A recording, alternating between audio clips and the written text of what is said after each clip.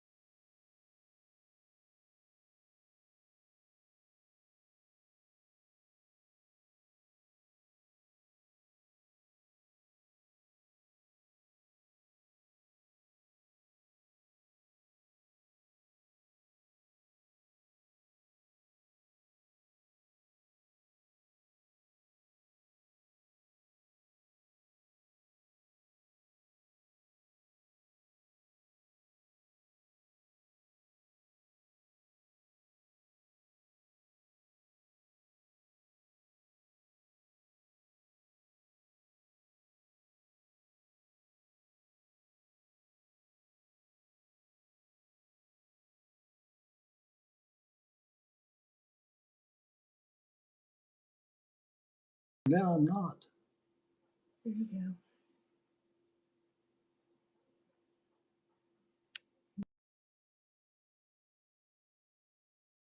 There wasn't anybody on there when I got on there.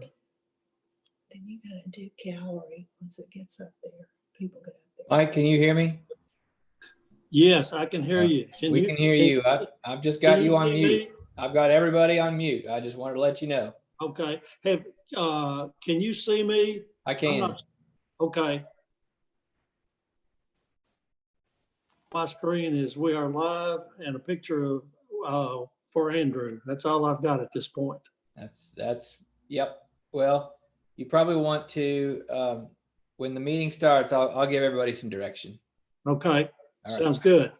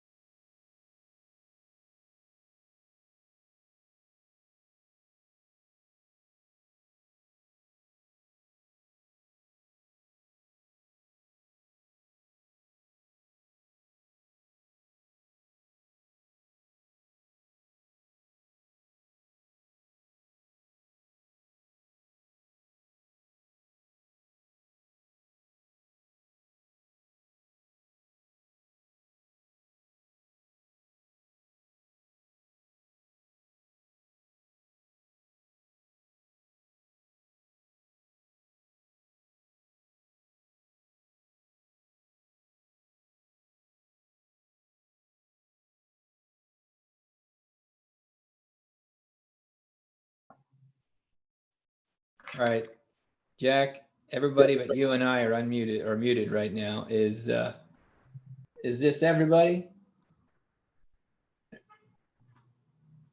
I see Kim Marshall has joined, but I don't see video. Kim, are you there? Shall I text her again? Yes. That sounds like her.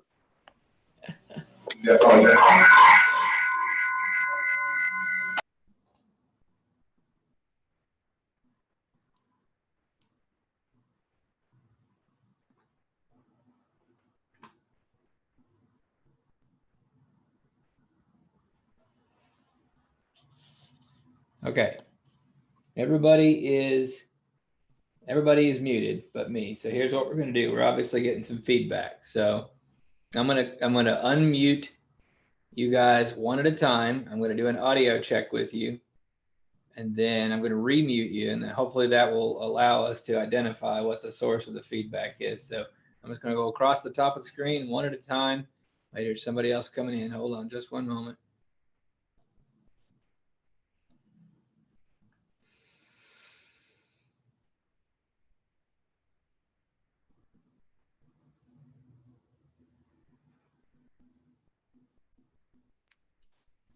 All right.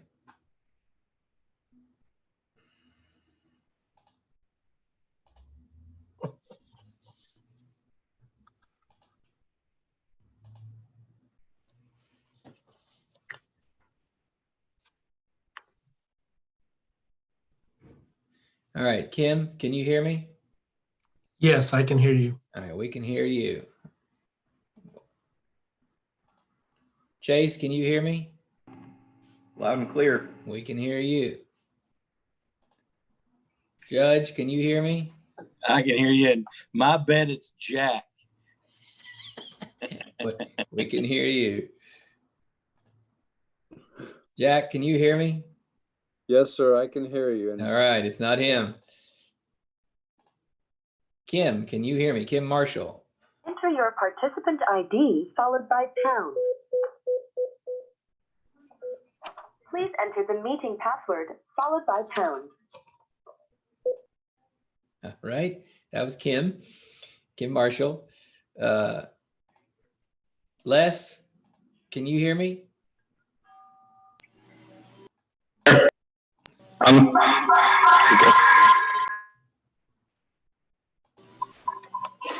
right, Les, you're the one right now giving us, it sounds like you're the one giving us feedback.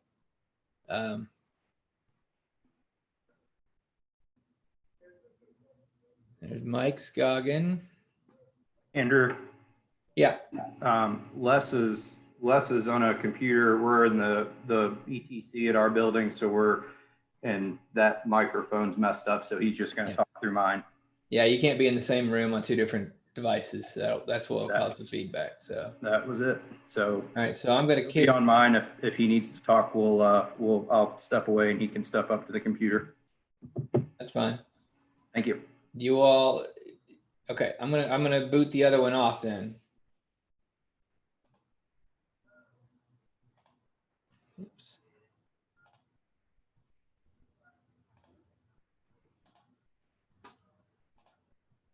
All right, let's see who else we got here.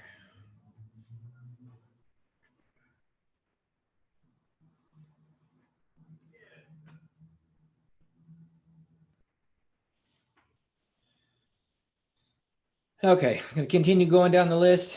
Mike Hawkinsmith, can you hear me? Yes. Bob, can you hear me? Yes. We can hear you. Mayor, can you hear me? Yes, sir. Let's see. I have an unidentified person on the meeting here, 502-570-2267.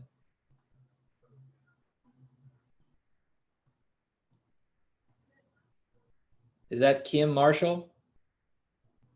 That is. All right.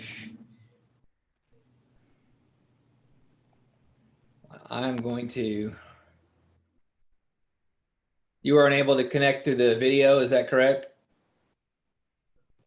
Correct. I don't have video source on my computer. All right, I'm going to boot your other connection off then, Okay. and I'll rename you.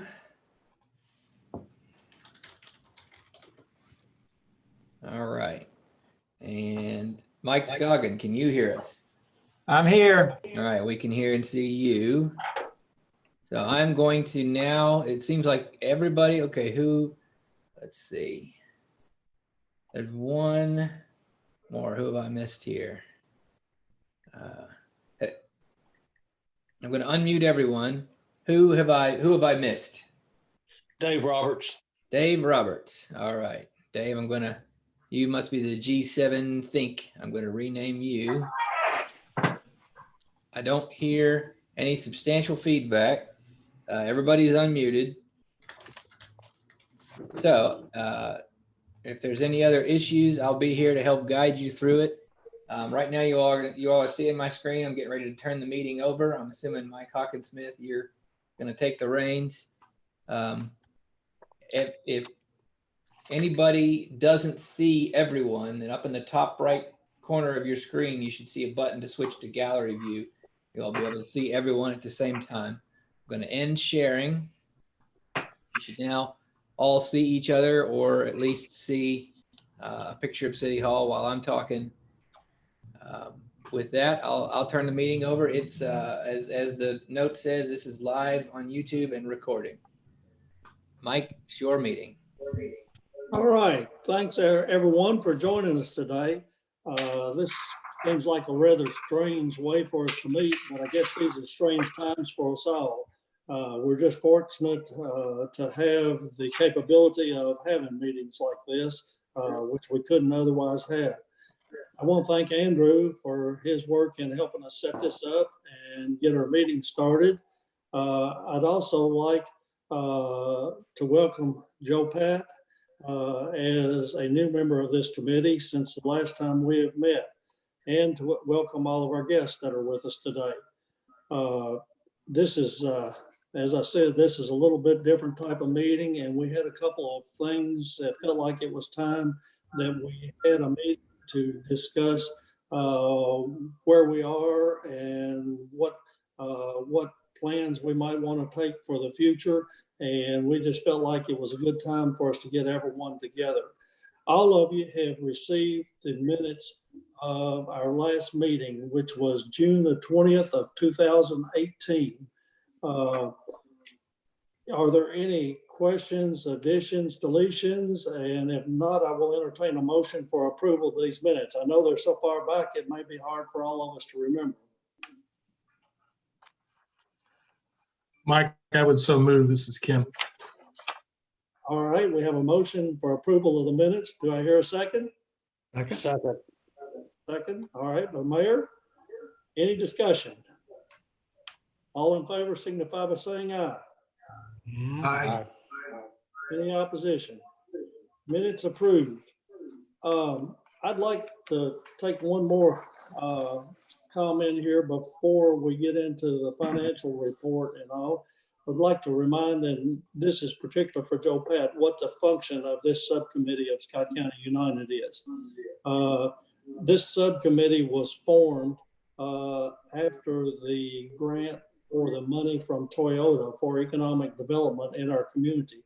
But it is also not just to manage that. This was a function of managing the economic development activities of Scott County United and working with Jack on those activities. So therefore, we will hear a lot of information of what, since our last meeting, what's been going on in the economic development area, and then also some discussion about the funds that we have accumulated from the Toyota grant. Is there any questions or comments about what our function is? And I know all of you have seen the agenda. Jack's going to provide a lot of the agenda for us today. I want to run, if there are no questions, I want to run into the funds where we have them and where they are accumulated at this point. We have a total funding of $583,386.82. $207,331.95 is in People's Exchange Bank, drawing 2.5%, which matures on 6/28 of 20.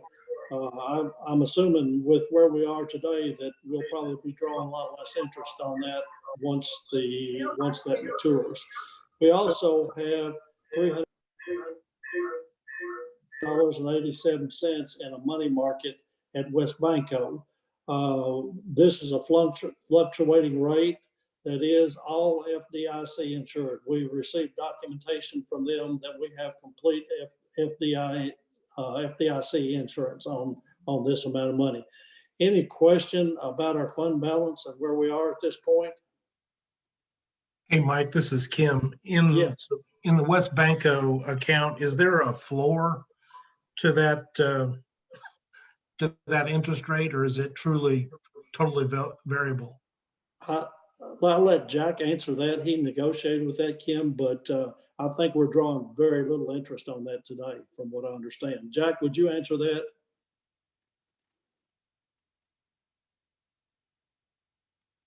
I'm not sure where Jack is. But Jack, yes, you were Jack, muted. there You he is. start over. Start over? Yeah. It's 30 basis points is the rate. And given what's happened in the last month or two, we don't anticipate it to do anything other than that. The CARES Act did allow for the FDIC insurers to go beyond the $250,000, which so we were safe there. But our anticipation is that this group would make some decisions as we get out of this crisis. Okay, Kim, did that answer your question? Yes, thanks. Okay. Are there any other questions about the financial report? If not, I'd entertain a motion for approval of that financial report. So moved. All right, Kim Minke, motion to approve. Do I hear a second?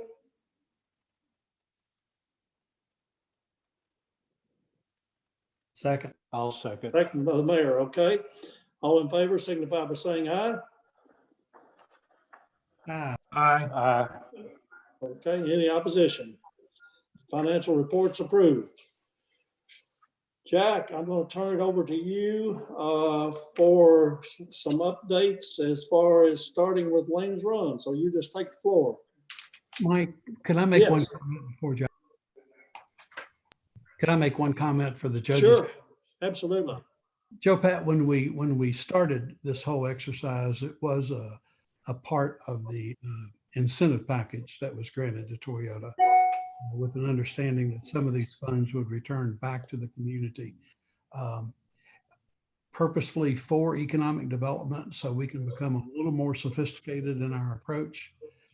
We know that we set the gold standard once folks make it to Georgetown and Scott County, but we wanted to be able to do a different type of economic development marketing, and these funds would give us a chance to do that.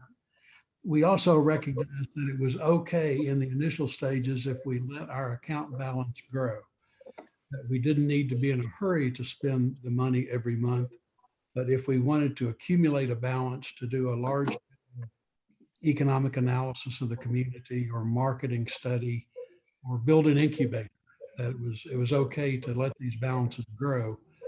But now it's time to start talking about how we should best utilize them. Thank you for that information. Okay, anything else? Anybody has questions along this line?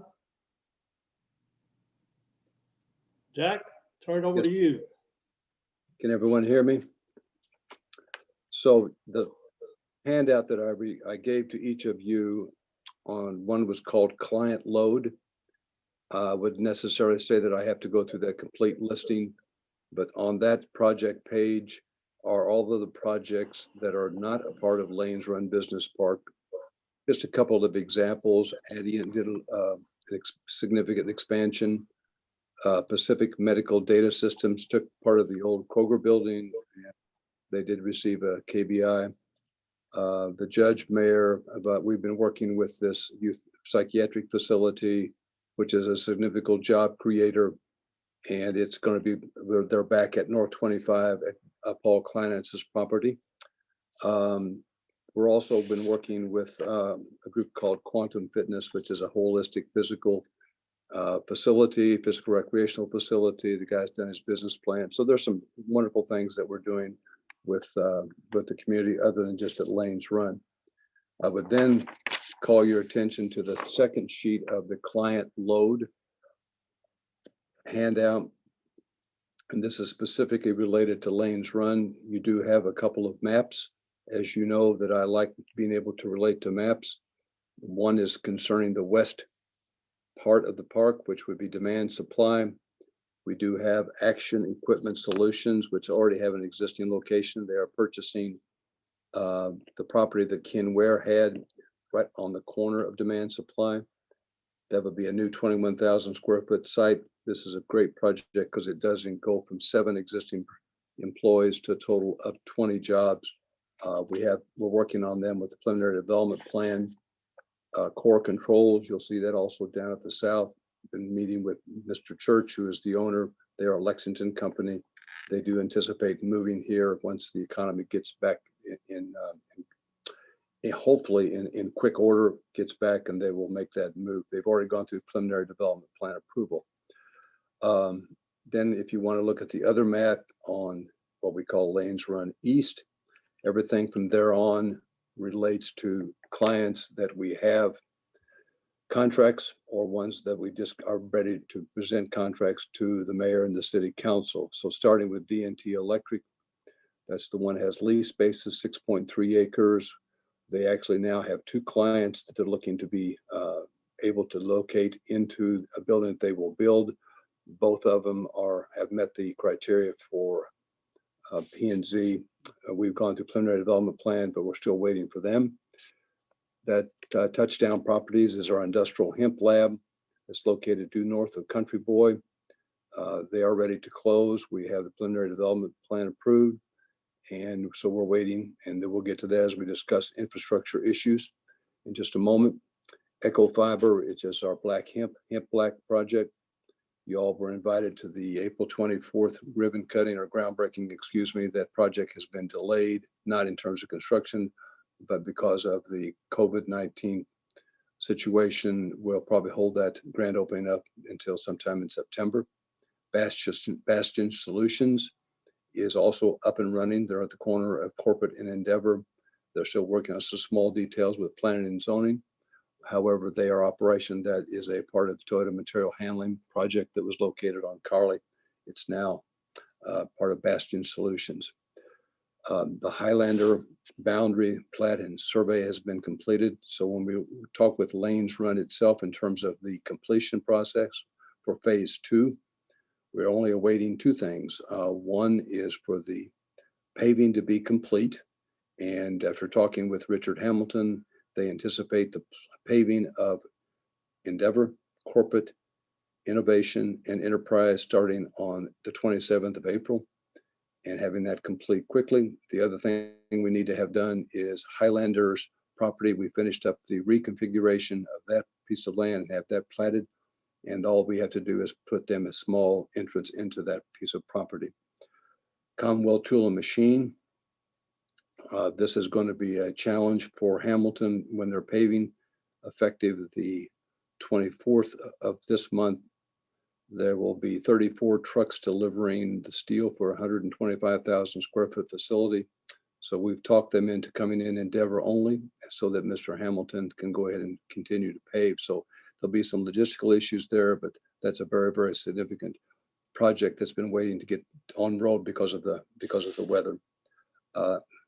Superior Equipment, SEC, south of Echo Fiber, we finally closed all the property on that in terms of the 0.7 acres, as well as all of the issues we had with the sanitary sewer system that they had preliminary put in. And so that is complete. I would also like to call your attention that we have another project due south of that. Will take up the additional, and that's lot number, if you're looking at the maps, that would be lot number 32. It's about 4.3 acres. That will be much like DNT, where it'll be a larger building with leased tenants. In this particular case, it's 13,000 square feet to begin with 2 additional expansions of 4 and 4. We are just looking at the footprint right now. We have not gone through the Business Park Authority, but that'll be a new contract for the city to take a look at.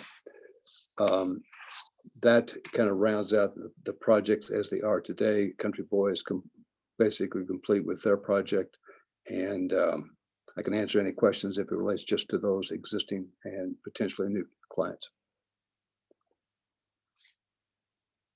Hey, Jack, this is Kim. Yes, sir.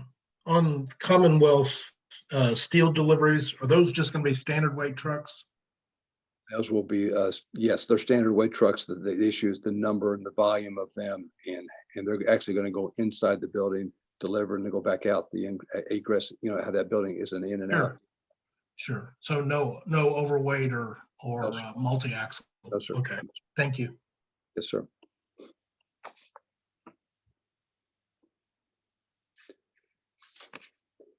If you all would like for me to go ahead and proceed on the actual, some of the infrastructure issues. Jack, question for you. Yes, sir. When I look at the emails that had the attachments with them, Yes, sir. I just want to make sure that the media has, Mike, do you have copies of these documents we're talking about? He does not. He does not? Okay. I'm sure they're subject to open records, but Yes, sir. hopefully we can just provide them, depending, whatever the feeling is. But I think that everything we're looking at probably is open record. I'd be more than happy to. In fact, once I can actually, well, I could do it right now, but I'll get those immediately right after the meeting. Okay. The issue that I wanted to talk about was kind of go back through the projects that we've been working with, ones that we have right now, as well as the ones that are on the horizon.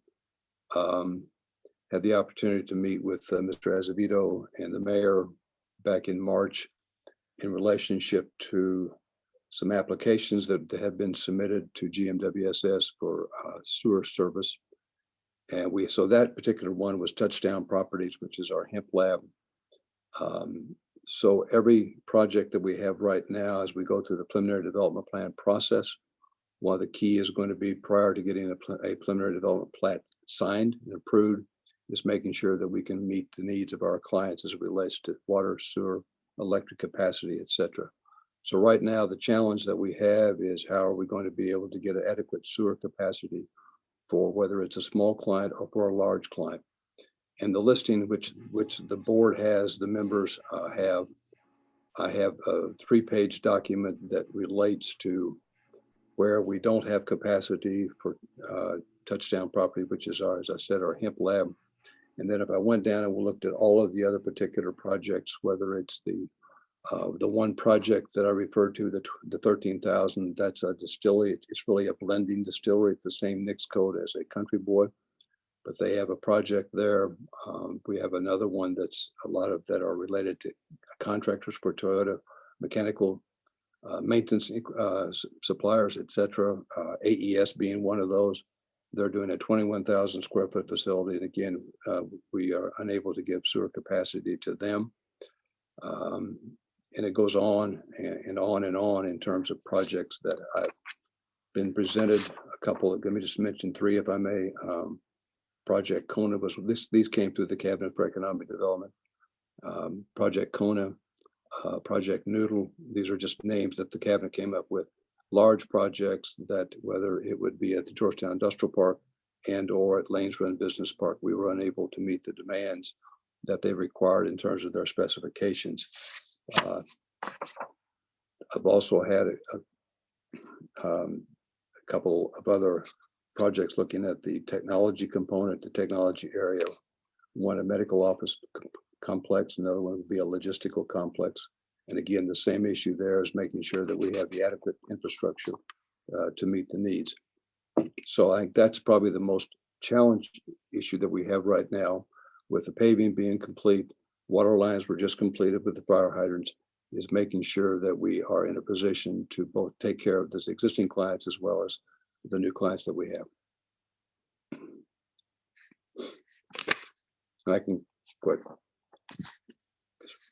We're out of business for economic development unless we can find the sewer capacity to move forward with. Is that a correct assumption?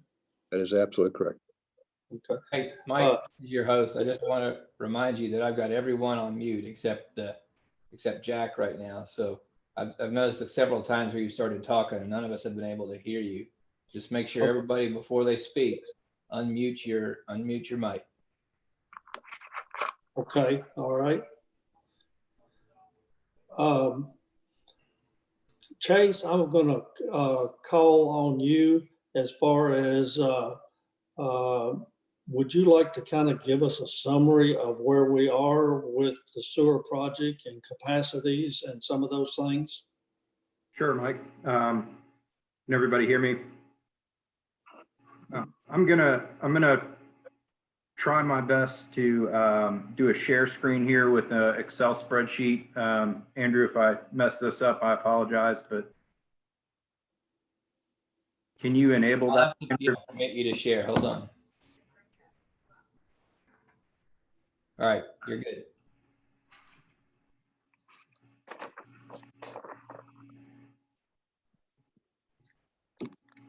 Okay, I'm hoping this is taking you to an Excel spreadsheet. And this is essentially our capacity that we have at wastewater plant number 2. And just so everybody's aware, that this is the plant that is adjacent to TMMK, and that plant has a sewer capacity of 2.23 million gallons per day. And by user agreement contract with Toyota, Toyota has they have by contract 1.56 MGD of that capacity at that plant. That is for their use. In the contract, it is actually by 1 million gallons per day, but it equates to approximately 70% of the plant's capacity. And then Georgetown Municipal has allocated 0.67 MGD, or 30% of that capacity. And Lanes Run Business Park is the discharge location for that sewer service, is wastewater treatment plant number 2. Current capacity, we look at our 12-month rolling average. That's what Kentucky Division of Water looks at for everything. So that is what we look at. And currently we have 0.08 MGD remaining of our 30% of capacity. So we're at, essentially, we have used about 27% of our capacity currently at wastewater treatment plant 2. What I'd like to show you in this spreadsheet is our current wait list for availability requests we've had for sanitary sewer capacity that will discharge to plant number 2. And you can see these first 4 are developments that we have approved as a utility, but have not yet connected. They're still either in design or construction. We've not yet received the first connection to the system from these 4, but they're all approved. And so what you can see here, what I'm wanting to demonstrate is that these are the capacities they've requested in this column. This is what it does to our 30%, which we have, again, the 0.08 remaining. These are already approved. So you go down through here, it shows how our remaining capacity diminishes and what it does percentage wise to us, going from 27 up to actually close to 32% on what we've currently approved for discharge there. Moving down, these are the additional availability requests that we've received for discharge at plant 2. but are currently on hold. So currently we're at about 27% of our 30 allocated by user agreement. We have currently approved availability requests that will take us just above our 30% by contract. And then we have 6 more already on the list. I believe that's longer. These numbers are all based on February capacity numbers and February availability requests. I've not updated for March yet, but this is where we are today. This is our current situation at plant number 2. And as far as how it relates to when we will have more capacity, the answer to that lies in that we are currently expanding plant number 1. We're about 50% through design, and anticipated implementation of bringing that expansion online is end of 2023. And it is the plan that we extend the life of plant 2, the capacity remaining there, by means that we have the ability to divert flow from plant number 2 to plant number 1, which is what we will do as soon as plant number 1 is expanded. We will have the capacity there to divert flow and get our number well back below 30% that we have by contract. Again, that will not, that plant expansion of number 1 will not be complete until end of 2023.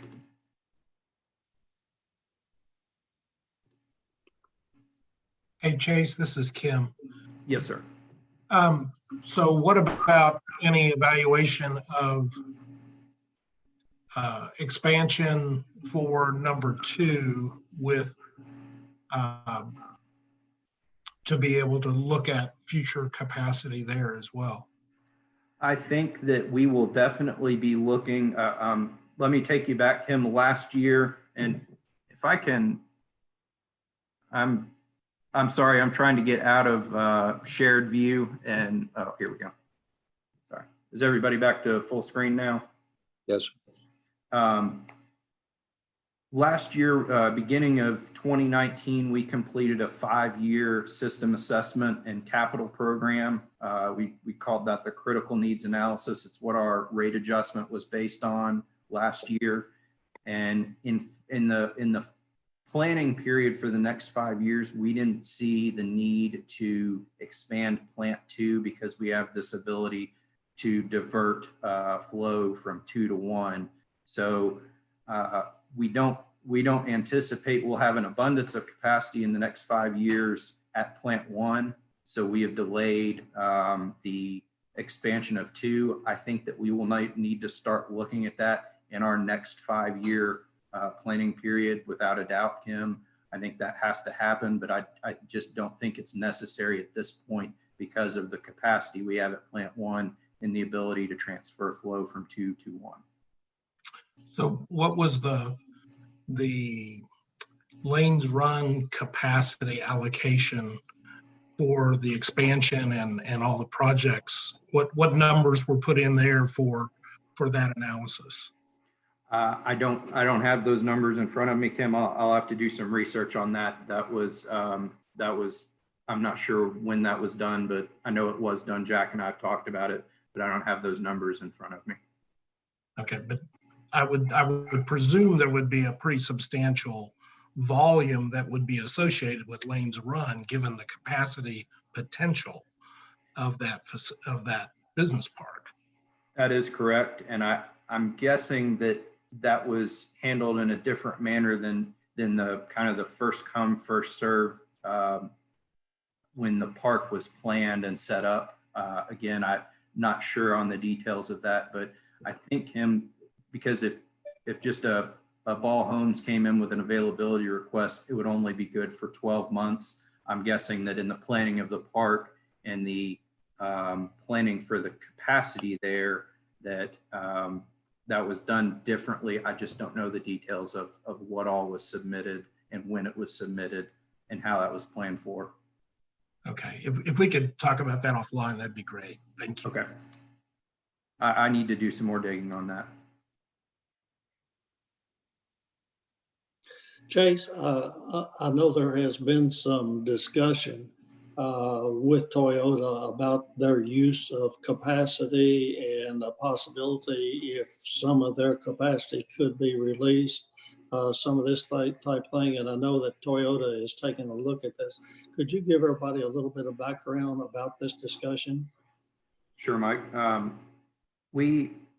I started working with Jeff Clockey a few months ago to discuss, again, that 70-30 split. Toyota, their 12-month average, they use about 44% of their 70% on average. So what we discussed with, that I've discussed with Jeff, and I think the mayor's had some discussions as well with Toyota representatives, that we were interested in the interim until end of 2023 when we have capacity at Plant 1, if Georgetown Municipal could have an arrangement, a temporary amendment, if you will, to our agreement with Toyota, that we could use some of their unused capacity to bridge the gap between now and 2023. That's what I've been working on with Jeff, and I think that his initial recommendation after reviewing the numbers with me was that Toyota would allow us possibly up to 7% was his initial number that he submitted to me. And that would be again, have to go through the Toyota approval process, which he documented with me of all the approvals from legal and corporate, but he told me that agreement or amendment to the agreement wouldn't come back to me till probably mid-May. But what we've discussed thus far was 7% of Toyota's unused capacity. I'm hoping that Toyota can offer us more than that, but again, that's 7% is generous, and we'd be thrilled with that. And any bit over that, obviously, as well. So Chase, this is Kim again. Yeah, I've been working with Jeff and our legal folks on that agreement, and we obviously want to help the community, help the water company during this time. That's not a question at all. If there really is, though, more volume needed, then we need to make sure we fully understand what that number is so that we can see if we can improve on that 7% number. I guess the other thing that we've been talking about as well is, given where we are as a community financially, and given the way the original agreement was drafted back in 2008, whether or not we needed to provide some additional language in this interim that could be beneficial to the community in terms of where that additional allocation would go, so that there would be perhaps a better return on investment, at least initially. And then as more capacity comes, being able to grow that. But, I think that's one of the things that, if that would be beneficial, especially given, the financial circumstances we all find ourselves in the community, we want to make sure that we're incorporating anything that would be helpful into that. Understand. Kim, thank you for those comments, and thank you for your help as we move forward in this process. We all realize that basically without some additional capacity here, that we're probably dead in the water as far as additional jobs in this community. And with what we're all going through today, I think we all realize how important that the additional jobs and the revenue they would create for our community would be. And Chase, we appreciate your work with Jeff and with Kim and with Toyota, and hopefully we'll have a solution and some answers to this sooner than later. But Kim, I did like your last comment about how your all's allocation may come forward as we look at where we are as a community. Any other questions about sewer infrastructure? Jack? Mike? Yes. Yeah, just a couple of comments on this issue. First off, I am pleased that Toyota has been very receptive to this request. And I think Jeff and Kim and his team have worked pretty diligently to get this vetted through the process with them. So I do want to express our appreciation to TMMK for having the conversation and responding in a very thoughtful way. This whole situation, Mike, really emphasizes the point of our current policy with GMWSS is availability requests are simply logged in based on the date that they're received. And then they're acted on in the date that by the date that they're received. I think we have a real public policy question here related to the amount of sewage capacity that we have. And I do think that the financial analysis that we recently completed and presented to the community will really underscore the fact that using precious available sewer capacity for additional residential development is probably not in our best interest today. But we do need to focus our available sewage capacity on job creation. So that's a policy question that we'll have to debate. It may be that our friends at Toyota that are considering this request frame their response in such a way that answers this question. But I do think it's a very important question that we have to consider for the community's benefit. May I add something to that, Mayor, or group? And that is, from a policy perspective, as your economic developer, anytime that there is a strategic vision and a strategic plan, without the holes being filled with whatever a client might request, and that in most cases are certainly capacity, whether that's electric or sewer or water. And that means to me that the more expeditiously that can be taken care of, the better it is for me with these existing clients that I have, as well with a bevy of other clients that I've had to say, we just don't have capacity. And in some cases, those areas are not in lanes run, they're outside. So I concur with you 100%.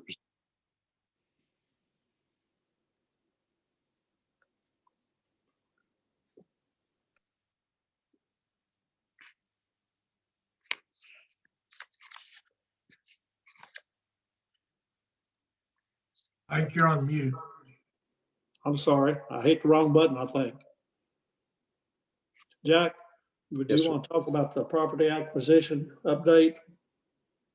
The answer is yes. Get my agenda. There is one piece of property that remains on, if you look at in the larger map that I presented, there is a triangular piece of property that's the Marshall property. As of the 10th of March, Mr. Williams continues to work with the Marshalls on acquiring that piece of property. So we do anticipate that will happen. If that's the case, that fulfills the obligations that we have in relationship to conversations with other business park owners, and particularly the Highlanders. So that would wrap it up with that additional 4 acres. Okay, let's see. Will be the item 3 on the agenda, the land values. Jack, take that one, please.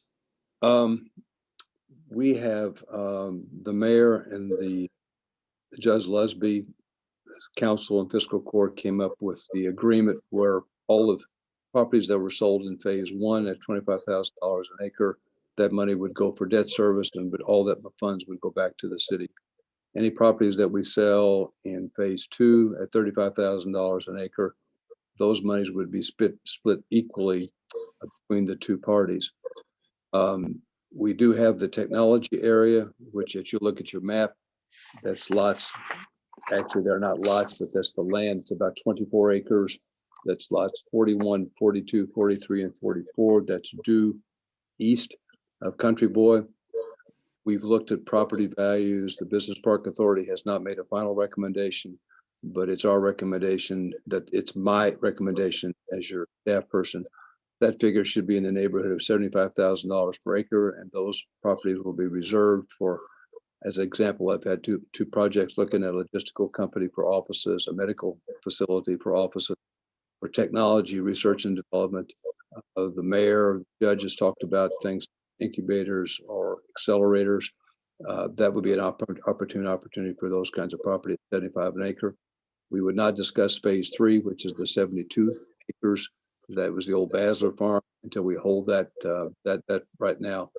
I don't think we need to be even concerned about that. That's how I relate with the values, and that keeps us, by the way, I did another analysis, which you don't have with all the other counties, region, about 10 counties, where we are in relationship to them on what we are charging. We are right on target, if not lower. Okay, any questions for Jack about Lanes Run and where we are there at this point? Mike, just one comment. And I know we're not going to talk about the 72 acres that Jack talked about, but again, I think we need to really look at how we lay that property out because of the geography and the hydrology of that area, to be able to see how we can best maximize that property so that it's functional for business as well as the needs of the park. Okay. It's got some real drainage issues, Kim. So we do have to accommodate for those drainage issues. And Jack, just for point of clarification, you're exactly correct. Sales in phase 1 will go to the city to pay off the debt service. Yes, sir. And any sales in number 2, rather than being split by the city and the county, they're going to stay in the building park fund. Yes, sir. So I didn't want anybody to think that the city and county are taking dividends out of those sales. We're going to keep all proceeds from sales in unit 2 and 3 back into our redevelopment fund. Okay. Mayor, that is really really important and a great step, because we've not had those type of resources available in the past for the park. It was always on a case-by-case basis where you had to go and seek funds. And so being able to look forward, I applaud both you and the judge in your decisions there. Thank you for that. Okay, Jack, would you give us some information about the recent tract that's come on the market too there? Yes, sir. The Ramsey property, it's 161 acres due north of the park. It lays on Old Delaplane. It is now in the market for $39,500 an acre. It's listed by Bruce Isaac. Used to be called the Ramsey Ward property. Its western boundary is the Berwick Industrial Park. There is very little infrastructure on site other than just a sanitary manhole. The gas, there is a high pressure gas line that's on Old Delaplane, and there is utilities that relates to electric and bluegrass energy. But as we begin to look toward the future, I think some of the thinking process ought to look at that particular land. It's in the comp plan for I-1, so it'd be appropriate property at some point in time for the group to actually begin looking at that for, as I said, the future. Jack, any other update as far as Triport, Bryn Gardner, any of that? I think Chase has handled that very, very well with Georgetown Industrial Park in particular, with 99 acres and the 29 acres that the Bryn Gardners have on McClellan Circle. Again, Both of those sites have the availability of rail through Norfolk Southern, and we've had a number of clients look. But again, we have the challenge of the infrastructure, the challenge, how do we meet demand for sewage capacity in particular. So that those properties are still out there. Jack, could I follow up with, are you talking about 892 Delaplane Road as potential future investment? Hey, Jack. Ramsey? I don't know if that is the Ramsey property. Yes, it's. I've got it pulled up on a map right now. I think if you want me to share my screen, will that help? I've got it pulled up on PVA. Yeah. Okay. Is somebody going to show it? I'm going to show it. Okay.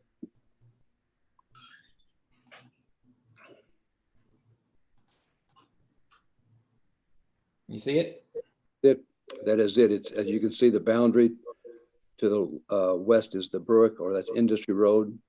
So obviously that would, if it would be brought into the city, it would allow then contiguous with the Brook for issues there. But that is that there's also an additional property to the north of that they would be willing to sell also.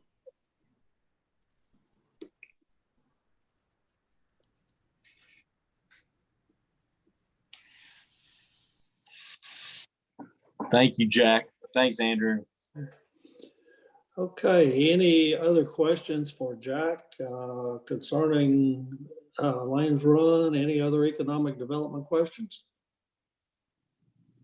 All right, item 5. Jack? Hey, Jack, Yes. one question. You just updated on an additional approximately 70 acres and possibly approximately 160 acres. Is that correct? Mm-hmm.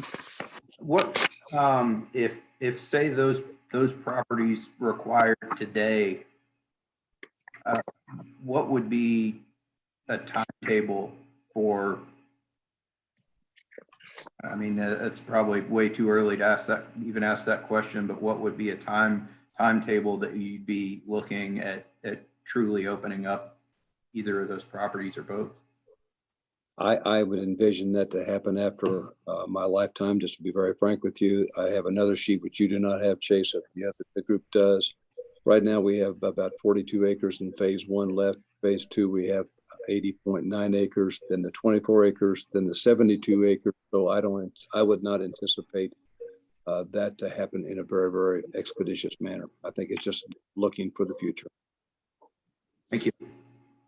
Hey, Jack. I guess I would tend to temper that, because as we come out of this era that we're in right now, there's going to be so much pent up demand for activity. And I think it goes back to, I think, where Chase was heading is when we look at a broader picture of maybe the next item on our agenda, I think that's really going to maybe.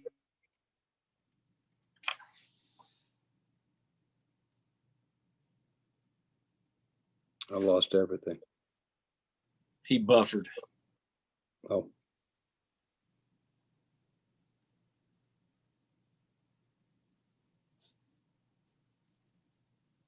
Is everybody else still there? Yep. I am. Yes, Like we can hear you now. Kim. Kim's frozen. Yeah. Well, he'll come back.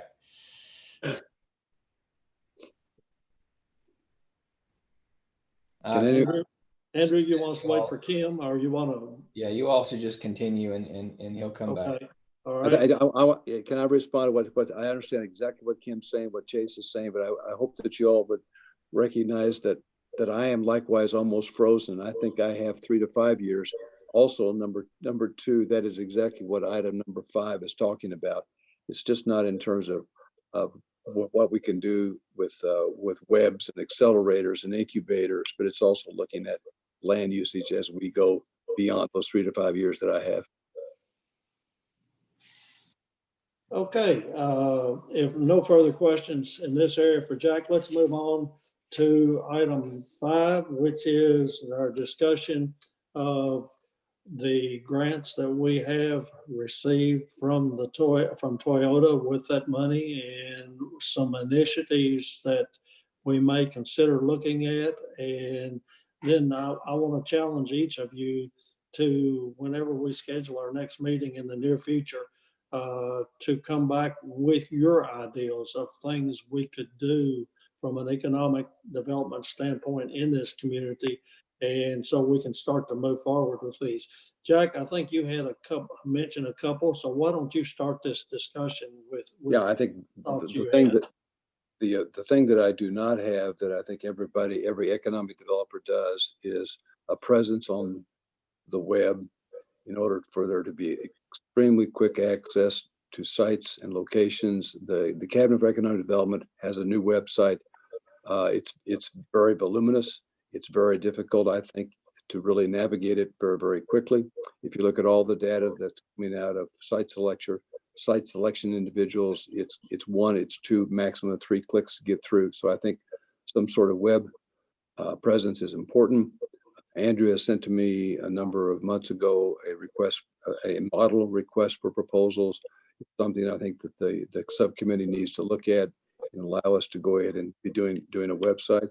The judge has sent me some information on the Hive, which is an incubator in West Virginia. There's a couple of other there's actually a job accelerator that's in Western Kentucky, a little bit different than an incubator. I think those are a couple of opportunities for us to look at, both in terms of the short term. Entrepreneurship, being able to get with our high school and college, find out if those people do have those abilities. Folks in Western Kentucky are, in fact, well, and Louisville for that matter, finding that entrepreneurship there can grow very quickly versus places like Silicon Valley. It's just a completely different environment here. But anyway, I think those are some things I would like to look at short term. Okay, there's some ideas on the floor. Let's hear from anybody else that has any suggestions at this point. I certainly won't pretend to have all the answers, and I certainly support Jack Connor and what he's done and the job he has done. My question to the group is, how can we strategically move forward and recruit more diverse business in Scott County and Georgetown? And, what can we do together to, just to do the very best we can to sell Georgetown and, making our site as competitive as it can be and benchmarking it and then putting that information out there, kind of like what Jack was talking about. We need our information in front of people that are making decisions about new industry and new development. How can we do that? And that, as I said, I will not pretend to say I have all the answers, but I do think a collective strategic plan to sell Georgetown and our options and availability. We're at the crossroads of 64 and 75. Our location is just unbelievably great. How can we go and sell that information to recruit more diverse business? And I think the number one thing we need to think about is we will crawl out of this bunk, and we need to be ready to sell Georgetown and Scott County. And how do we get that information out? That's one of the things that I think we need to look at. And there's at one time I thought, well, Jack can only be in so many places and do so many things. There are companies that will go out and represent your company or your community to these different different industries and try to promote. I listened to a very good presentation from a lady named Dee Dee Caldwell with Global, her company was Global Strategic Services, I think is the name of it.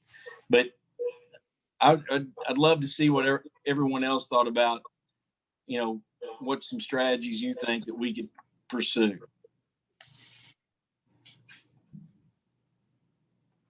I've got a question. How do we pursue these places now? We don't have the sewer capacity to even bring them in. In my Well- opinion, probably need to be laying the groundwork so when we have the opportunity, we can kick it all off and have everything ready. But to recruit somebody now that we can't extend the service to, that doesn't make a lot of sense. Well, I'll have to agree to disagree with you. I think we know where we're at. We're waiting on more data. And we need to be reaching out to companies like Global Location Strategies right now and sharing what we have, letting them know that we do have a, sewage capacity issue that hopefully will be resolved sooner than later, and start laying the groundwork now, and not wait. I agree with you that the sewage capacity issue is a major issue, but we've got to, I think the time is to move forward is now, and letting people know, where we're going with it and what we're doing. And then nothing's going to change about where we're at and the great things that we have. Yes, we've got to fix the sewage capacity issue, but as we move forward, we'd be setting ourselves up for folks within the next, 18, 24 months to be making decisions. Hey, Mike, can you hear me? Yes. Okay, sorry, I dropped off. And Judge, believe it or not, even in the city limits, we have struggles with internet as well. I'm working on that. I mean, literally, I know. we are. I know, And it's, I know. But, and sorry, I missed most of what Jack had already laid out.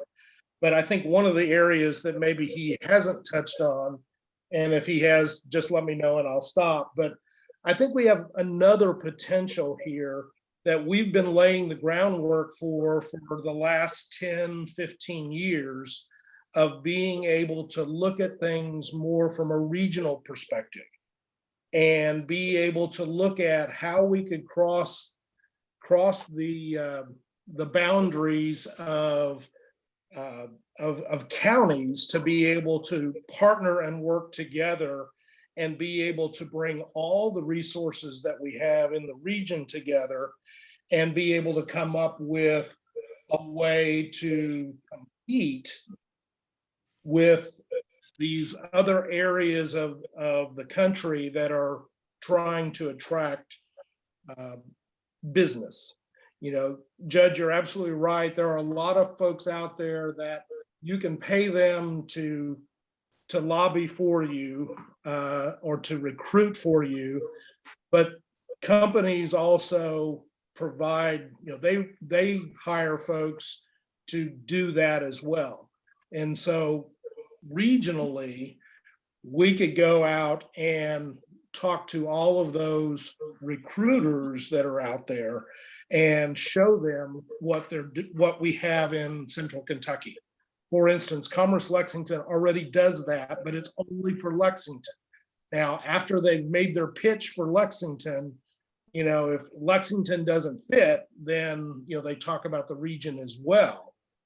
But if we were able to develop a regional approach and we brought resources to the table like land and have a partnership, we could actually get the attention of a lot bigger players that are looking to locate in areas like Central Kentucky, where we may not be able to do that only on our own. So it's another approach where we could then focus on specific areas and target activity. Kim, I would agree with you. I mean, it would be short-sighted to not try to leverage those relationships and the proximity in that regional approach. No, I'm with you on that, and would value how to move forward. Please know that I don't have all the answers, but I do know that that we have a lot to offer, and I really think there would be value in us on a local and regional approach to see how we can cast our net just a little wider. And how we do that is whether it be with what you're describing, Kim, or with a contract with a company that would represent us with connections they have in recruiting and industrial sites and diverse industry, whatever we want to approach. I just think we need to look at all the options. And I think looking now is what we should be doing. And I do understand and respect the fact that we do have a major roadblock with sewer capacity, but I'm confident that Chase and his group will get us over the hump, and hopefully with Toyota's help, gracious help that I appreciate very, very much. Hopefully with their help, we can put a Band-Aid on this and get through until the big capacity issues resolved with number one. But Kim, making sure I understand what you're saying, were you talking earlier as well about looking at capacity increasing overall at plant number 2 as well for the future? Yes. Yes. Yeah. So that, again, it goes back to, a broader look at things and the growth that we have in our community and surrounding communities. So being able to accommodate that growth, you could do, you could kind of do one and then the other, then there's lots of different ways to look at it.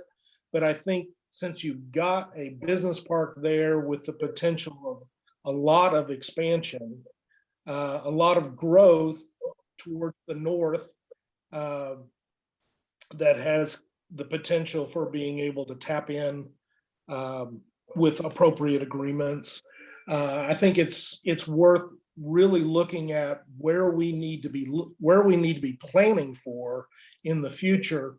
When we built Georgetown number 2, the ditches and things like that were built so that it could be expanded. And there's plenty of land there. It was built to be expanded. So it's just a matter of when and under what circumstances. May I offer some context to some of this conversation?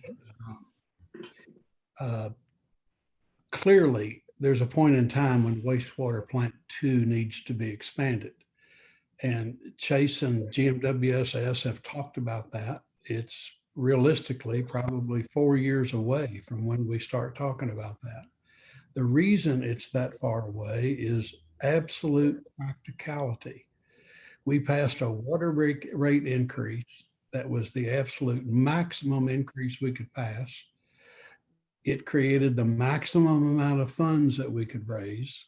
And we created a capital plan over the next 5 years that is the most ambitious we've ever taken in the community's history. We are 100% maxed out on financial capacity and personnel capacity with the capital projects that are already on our plate. In about 4 years, we'll start looking at expanding wastewater plant 2, but we do not have the financial or the human capital to be able to do that today. That is our reality, I believe, Chase.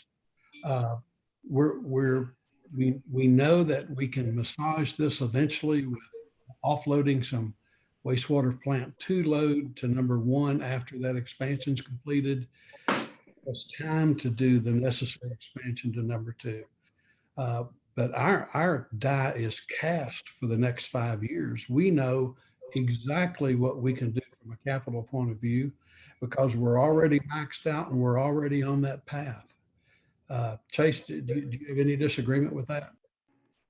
No, sir, that was well put. I think that from a rate standpoint and from as you say, Mayor, the art of the possible, between our plans for upgrade of the system, both water and sanitary sewer over the next 5 years, I don't know that we could take on an additional treatment plant expansion size project from a capital standpoint, or even with additional staff that we've hired to help us implement this current plan, I don't see it being feasible, just possible from the, as you said, the capital and the personnel standpoint.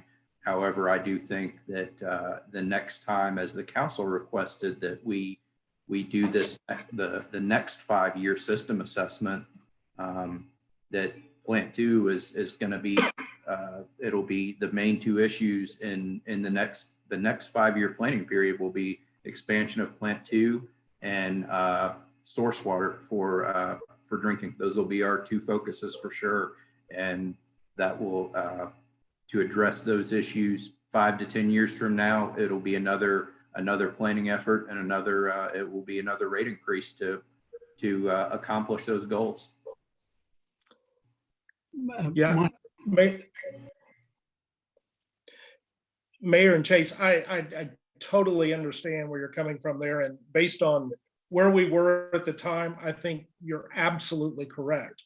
One of the things that we've been challenged with at Toyota has been this concept of start your impossible, and looking at what else can you be doing, what else can you think about given the ever-changing conditions that we have going on. And right now, with the COVID-19 activity that's going on, there is a lot of conversation that is going on that we're a part of with our DC office in looking at infrastructure funds and things like that. So it's not that we need to run right out and be looking at expansion, but I just don't want us to not be looking at it if the opportunity opens up to be able to provide a financing mechanism that could allow us to expand it.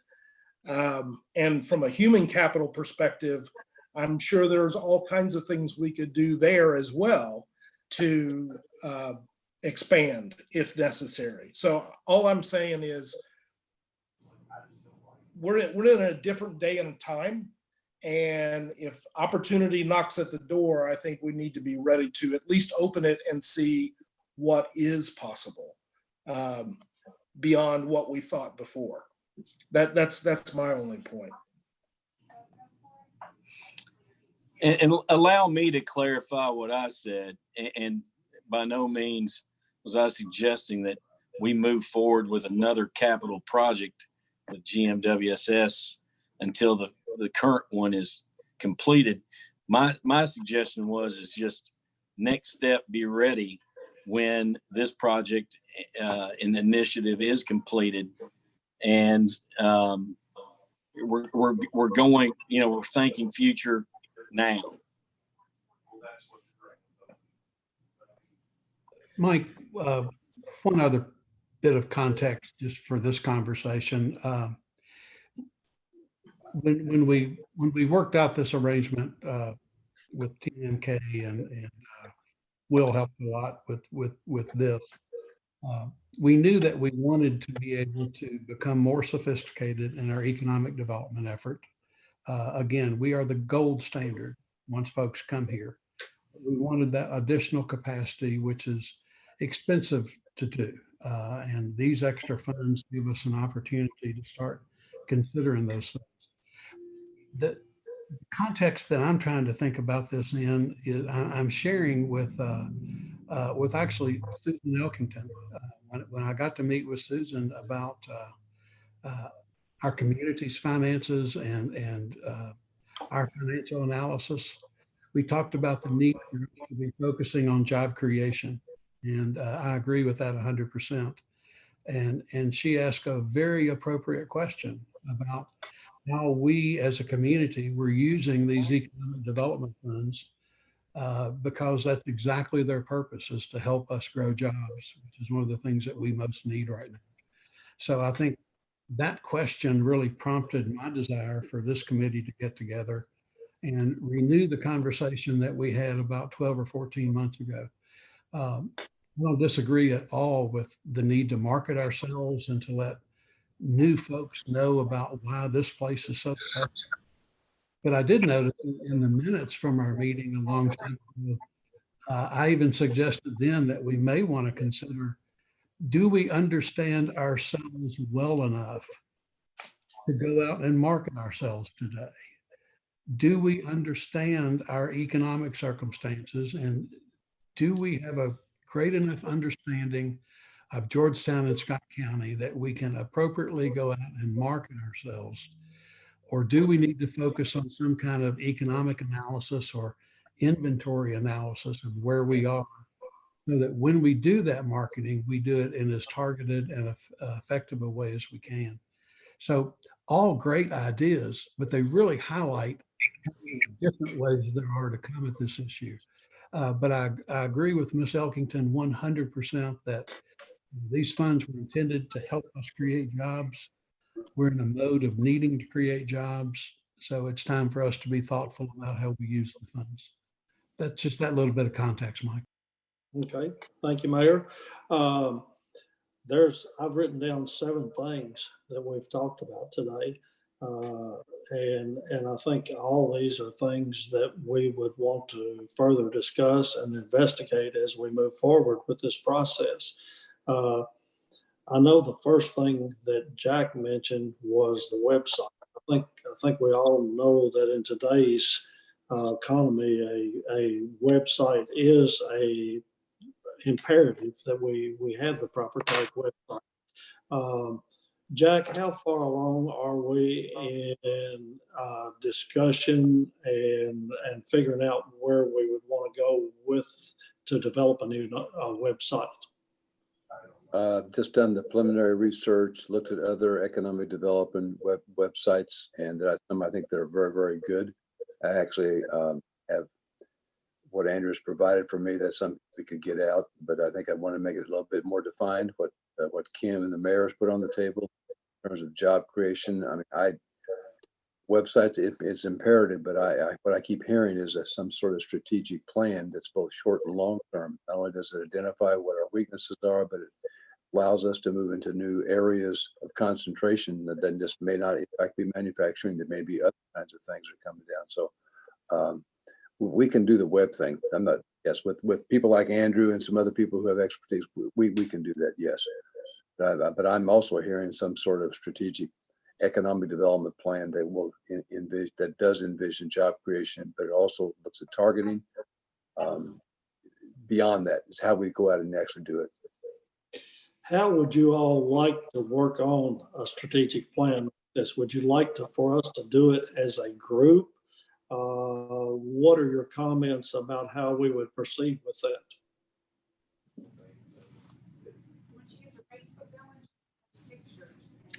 You know, Mike, I've gotten a lot of calls recently from our team members that are at home and that live here in the community that want to do something to make Georgetown, Scott County an even better place and thrive and all that. The Vision 2020 was a great way to take stock of where we are, what were our benefits, and what were our challenges. That could all be done again, and with this explicit purpose of understanding where we are with all of our infrastructure needs and challenges that we have, to be able to be a base to start that kind of activity. But again, it was, as you well know, since you led it was truly a community effort. It takes a lot of time, but the community rallies around it and it becomes a community plan, not just an individual group's plan. Other comments? I would never disagree with getting input from the community and trying to get a wide scope of what we need to do to make more of a precise sell on what we're trying to do for our community. So I wouldn't disagree with that, but I would say we need to look at at some other examples of what other communities similar to us have done and how they've moved their community forward.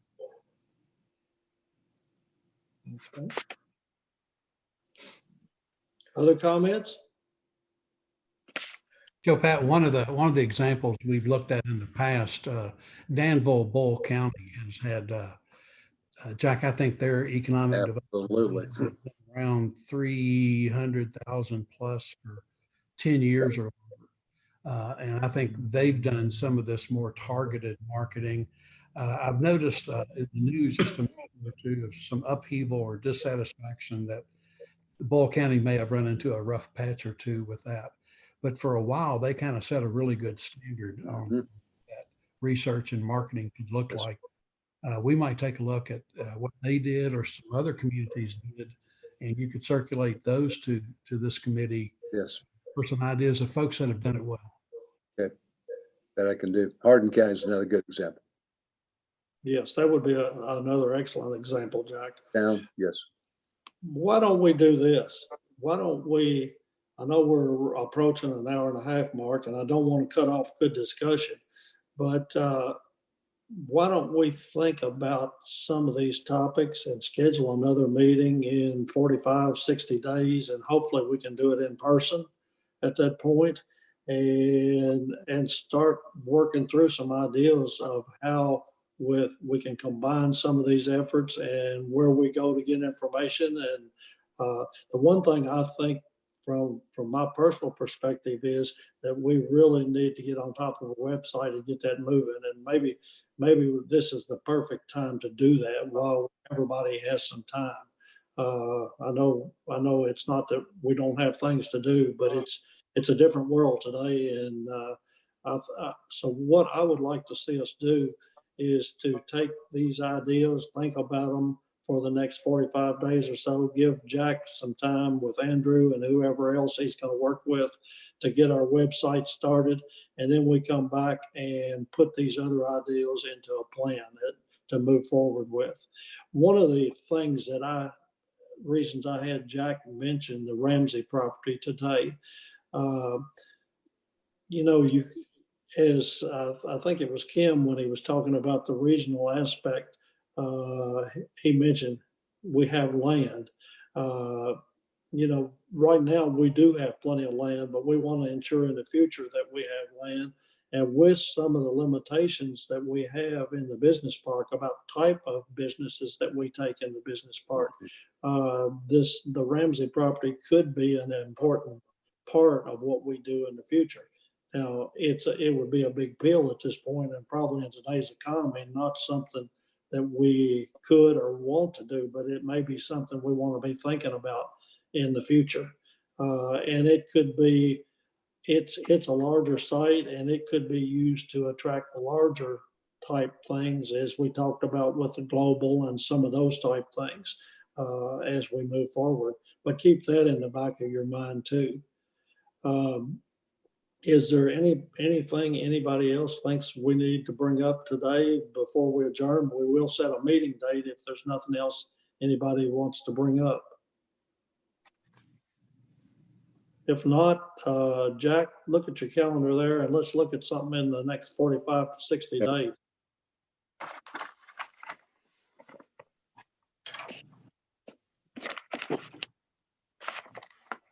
I'm not sure any of us know where we will be in the next 45 to 60 days.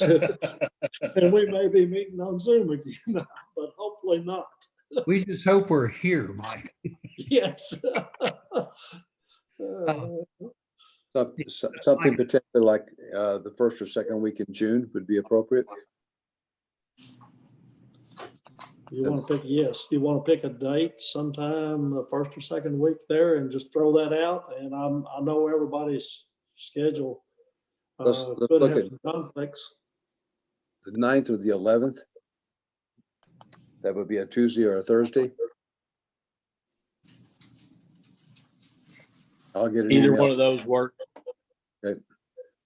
Those would both work for me. Either of those. Yeah, either one works right now for me. Right now. Okay.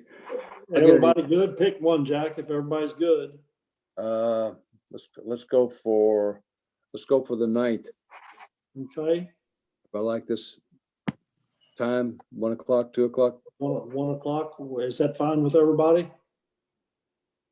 All right, get this date tentatively on your schedule, and assuming no one has conflicts, we'll meet on this date. Yes, Mayor?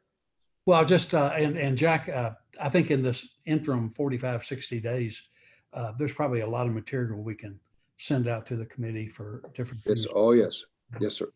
I really like the idea of underpinning this with another 2020 type initiative. I think that makes it as credible as it can be.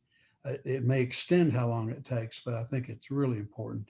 Yes. And I also want to be real receptive to Kim's comment about I'm open to the impossible. And if circumstances will present themselves and opportunities will present themselves, I think we need to commit to being able to do those quickly and aggressively. So not at all opposed to being to accepting the impossible, Kim. Accepting the impossible. No question. No question. We all are.